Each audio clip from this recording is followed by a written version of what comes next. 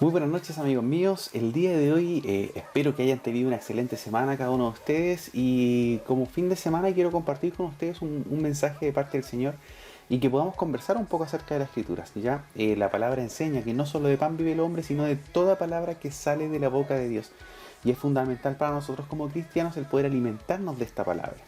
Para ello quiero invitarle a que podamos el día de hoy conversar acerca de un relato bíblico que sin lugar a duda casi siempre genera muchas dudas o comentarios al respecto.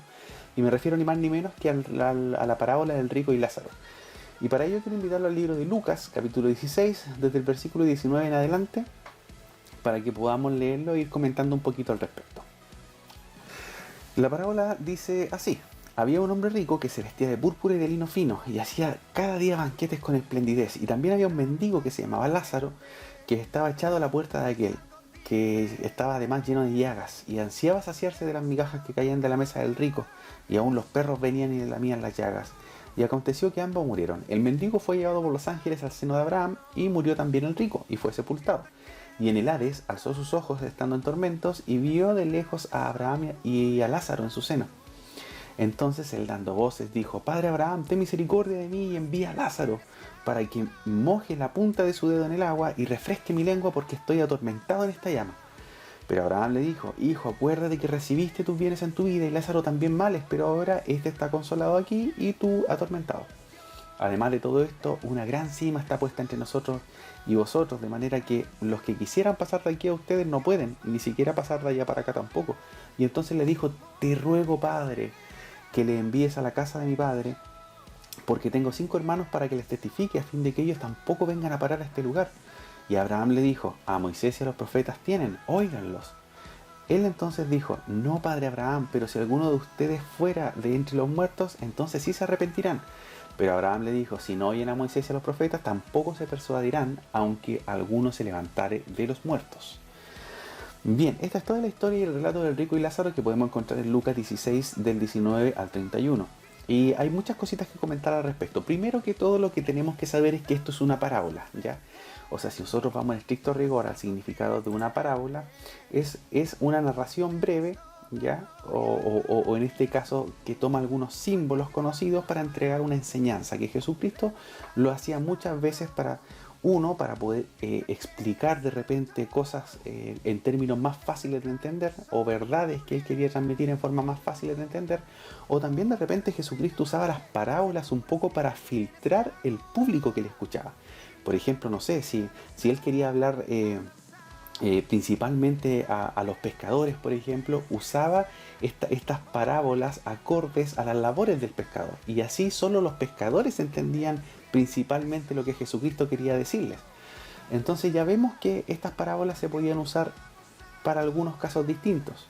Por otra parte, el hecho de que sea una parábola a nosotros nos dice inmediatamente que no podemos hacer una doctrina de ello, porque muchas personas se han tomado un poco de este relato para tratar de explicar un poco lo que es el cielo, lo que es el infierno, de qué tarea cumplen los ángeles, en este caso cómo llevan a Lázaro al seno de Abraham, qué figura hay entre el seno de Abraham y el Hades, etc.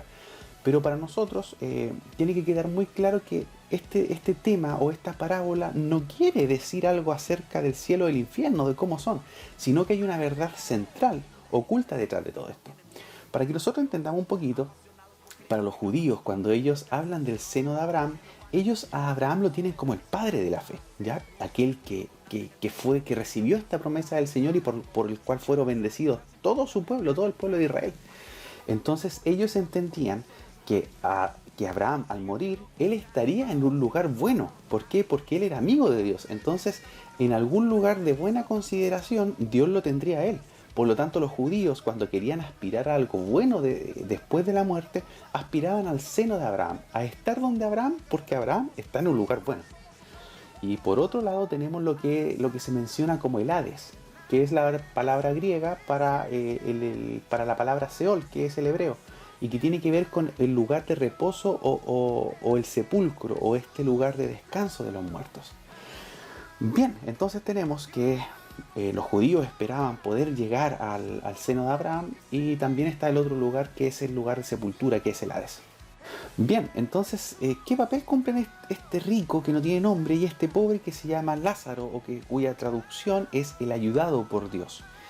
Mira, si nosotros podemos leer en el mismo capítulo 16 del libro de Lucas, vamos a ver que al principio Jesús está enseñando otra parábola a sus discípulos, ya que habla acerca de la parábola del mayordomo infiel, que también podríamos conversar un poquito acerca de ella en otro video. Pero en la medida que va avanzando este relato y va transicionando a este pasaje del rico y Lázaro, fíjense que en el 16:14 aquí habla de que esta parábola del mayordomo infiel la oían también los fariseos, que eran avaros. Y además dice, y se burlaban de él. Entonces Jesucristo comienza a hablarle a los fariseos, y es efectivamente después donde cae esta parábola del rico y Lázaro, que está dirigido principalmente a ellos. ¿Por qué?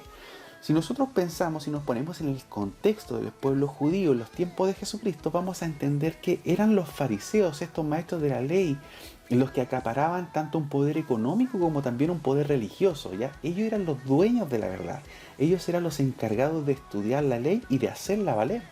Por lo tanto, nosotros con esto mismo entendemos cuando después, por ejemplo, Jesucristo en el libro de Juan, lo vemos cuando va al templo y se da cuenta que están todos los enfermos y los mendigos en las puertas del templo, ni siquiera están adentro, adentro están solo los maestros de la ley, solo las personas que están capacitados según ellos para poder entrar, y afuera están todos los mendigos, que es lo mismo que nosotros podemos ver aquí en este relato, donde el rico goza de los manjares, goza de vestirse bien, y hay un mendigo a las afueras de su puerta. Entonces tenemos nuevamente esta similitud entre un rico, entre los fariseos que acaparaban para sí la fe y que hacían muy difícil compartirla con el resto. Otra cosa súper importante que menciona este relato tiene que ver cuando el rico le dice al padre Abraham que envíe a Lázaro o que envíe un ángel o a alguien para hablarle a sus familiares, y resulta que la respuesta que él obtiene es categórica, y Abraham le dice: a Moisés y a los profetas tienen, óiganlos.